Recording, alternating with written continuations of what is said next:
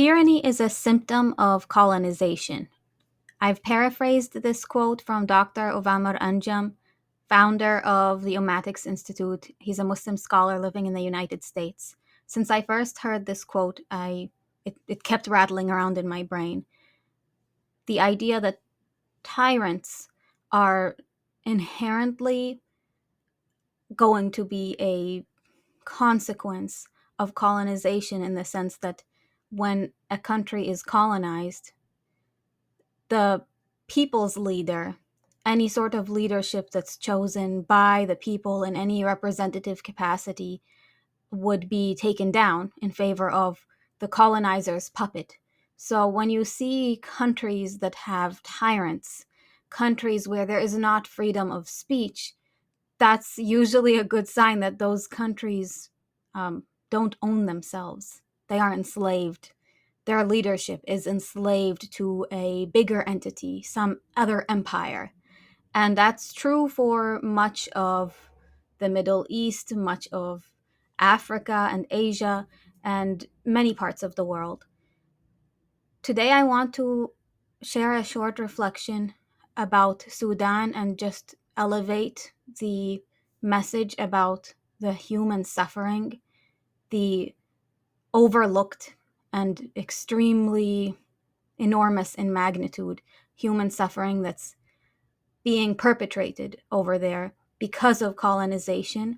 And I'm intimidated always to dive into this topic because it's easier for me when I talk about Palestine because I'm Iraqi. I grew up in the United States.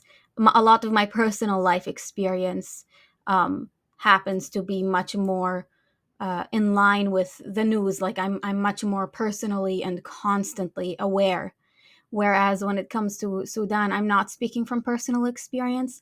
I'm speaking from sources where I'm trying to educate myself, but I'm a bit of an outsider. I'm not an outsider in the sense that I'm Muslim and the victims in the situation are Muslim. I'm also not an outsider in the sense that I'm Arab and the perpetrators in the situation are Arab.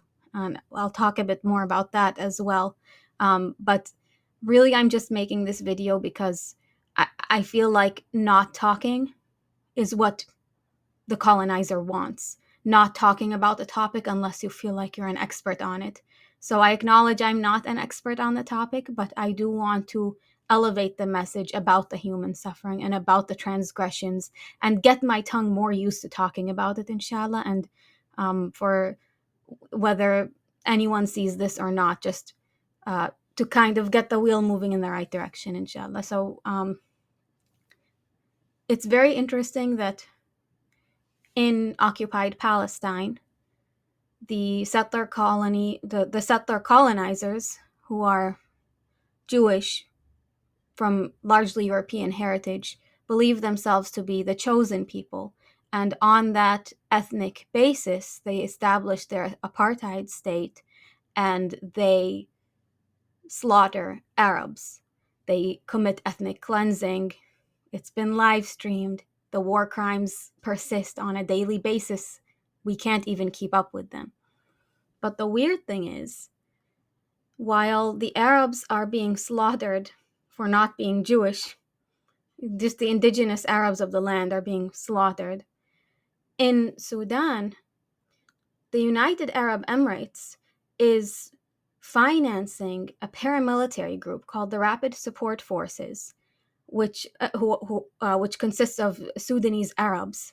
Ethnically, they're Arab, and they are being armed on the basis of their race, like their ethnic affiliation. And because they are Arab, they are given this weaponry and this funding and this power over other people.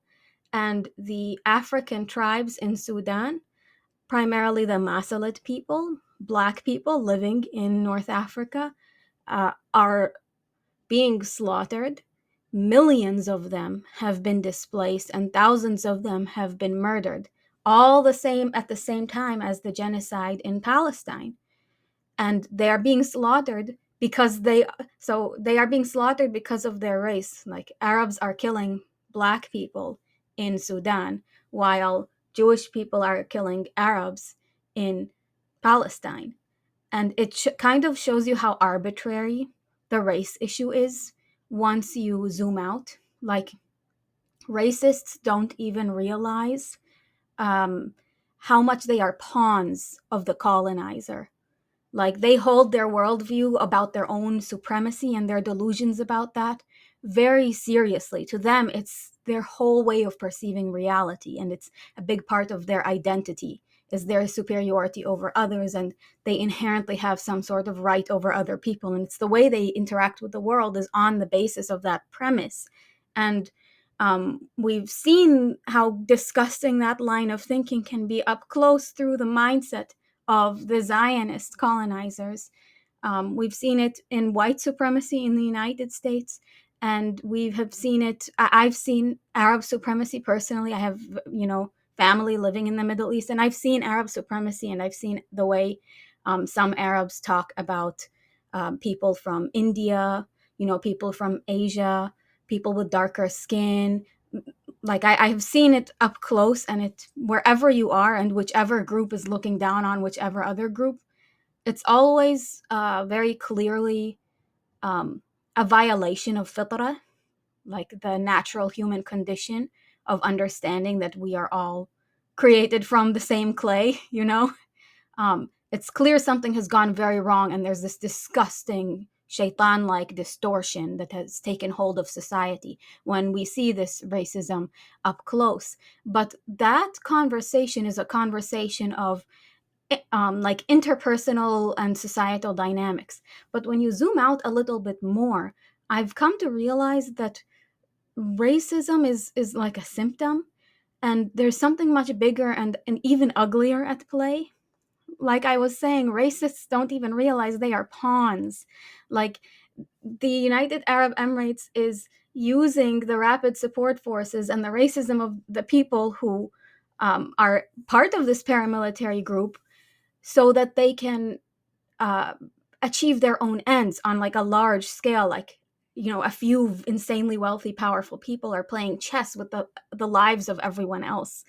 And so they can establish their base in Sudan so that they can have control over the ports along that coast, all along, the Horn of Africa and the Gulf, and connect everything and like build up their little empire.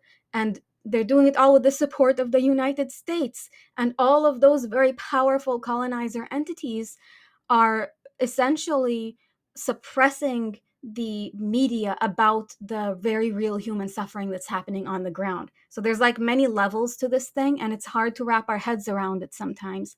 But it's helpful to seek out different knowledge sources, especially by hearing about the individuals whose daily lives have been impacted by the horrors. So, in the case of Sudan, with millions being displaced, like, when I summarize war crimes, I hate doing it because it's like one word doesn't do justice, and it's so easy to overlook. You need to zoom into each summary in the giant list of war crimes. A lot of the war crimes that Arabs have perpetrated against Black African people in Sudan are surprisingly similar to war crimes that the Zionist European colonizers have perpetrated against the Palestinian people. We're talking mass displacement. We're talking rapes and sexual assaults, torture, human trafficking, bombing hospitals, using starvation as a method of war, like horrific things. And it's the same in both places. Like, you'll read the stories and they'll sound similar. You'll even see the numbers of casualties and they'll look similarly very disturbingly high. And it's very unsettling because we have not heard, at least me living in the United States, I do not hear much about Sudan because the United States supports the Emirates. The United States supports Saudi Arabia. They give them a lot of business in terms of arms. So all of these tyrannical colonizer puppets who lead the Arab world at the moment who have their boots on the necks of the Arab world at the moment, and all of the tyrants who are suffocating all of the colonized peoples of the world, are in cahoots with the colonizer, and the people like don't have free speech. If they go out and protest, in some cases they'll get shot at. So here, I live in the United States.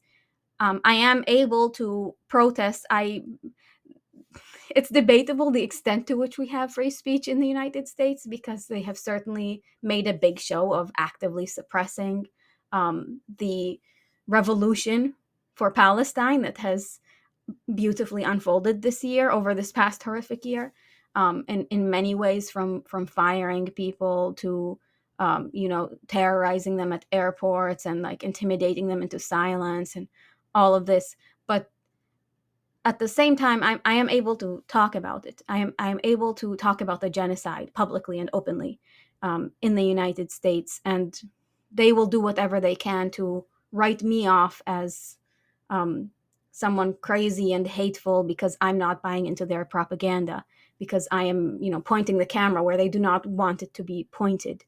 Um, with Sudan, I hear so little, and part of that might just be a reflection of my algorithm or the sites that I check. But I am aware of suppression. It's almost like in the United States, people have caught on to the fact, because the United States tried so hard to suppress what they are doing in Palestine.